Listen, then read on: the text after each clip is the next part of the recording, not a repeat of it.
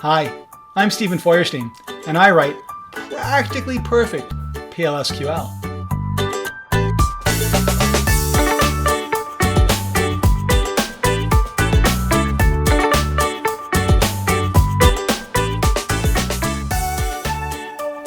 Hey everybody, it's Stephen Feuerstein, back for another session of coding therapy, and my focus in this session is dream therapy. You've probably heard the saying, snooze and you lose, like go to sleep, don't pay attention for a minute, and something important might happen and you will miss it. Well, sure, that can be true. But I think there are a lot of scenarios in which it might be very helpful to take a little nap. Let's take a look. So I'm sure that you've had situations, I've certainly had situations, where I'll just talk about me. I found a bug in my code, and I was determined to fix it. Maybe I was on deadline, maybe I just have a deep sense of pride in my software. I want it to be bug-free. So I tried to fix it, I tried this, I tried that. 10 minutes go by, an hour goes by, I'm getting thirsty. I've got a headache. Reach for the Diet Coke, reach for this, reach for that. Just keep on, you gotta keep on going. And I end up banging my head against the wall, sometimes for days, trying to solve the problem. And I don't figure it out. The bottom line is that, I'm sure you've run into this in software as well as the world in general. When you need to come up with a solution to a problem, sometimes paying focused, conscious attention to that problem doesn't get you to a solution. It maybe even take you further away. And that oddly enough, it seems like sometimes when you don't pay attention, your brain, in other words, your subconscious, works it out. So we know this happens. And what I want to do is drive home the importance of this process in the context of software and how you can maybe go with it. Because the bottom line really is that when we talk about we like I, what we're really talking about is the tiny little sliver of our entire brain and our entire organism. That is the conscious part.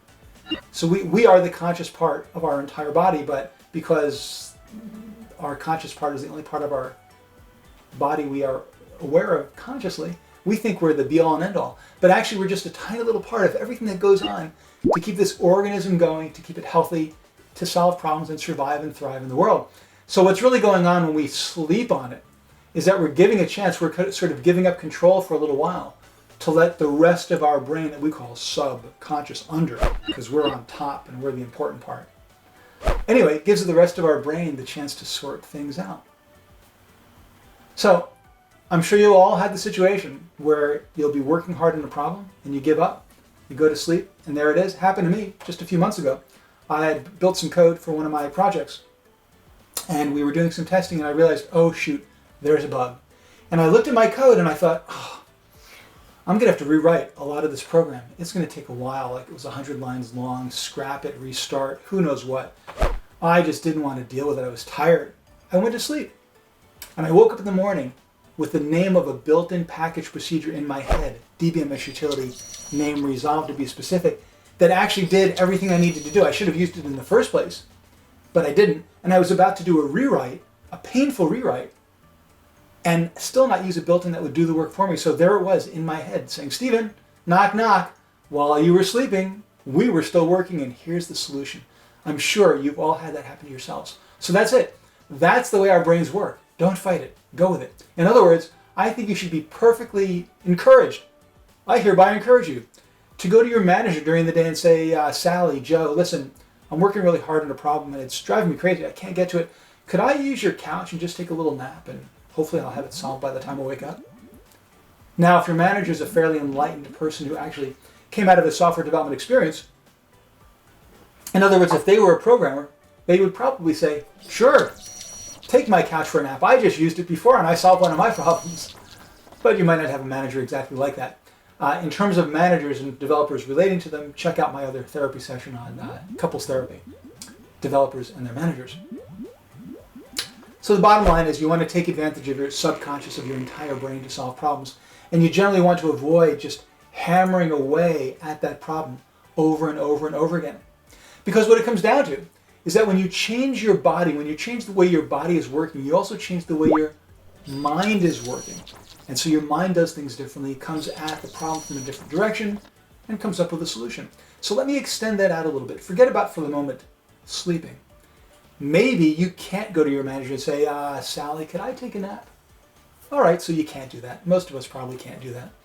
But what you can do is at least change what you're doing. So If you're sitting at your desk and you're staring at your screen and you're hammering away at the code and everything you try doesn't make things better, it just makes things worse, get up, move away, go for a walk, preferably out in the woods, do some stretching, do some sit-ups, do anything that changes what your body is doing and give your mind a chance to work. For me, simply going for a walk and breathing in some fresh air, feeling the sun on my face, and just avoiding thinking about my code for a moment is often the best path to a solution. So get away from that sterile computer environment that doesn't seem to be helping you and move out into the world, change your body in the way it's moving, change your brain in the way it's working, and there's a very good chance that you will come to your solution faster and better than you would have otherwise.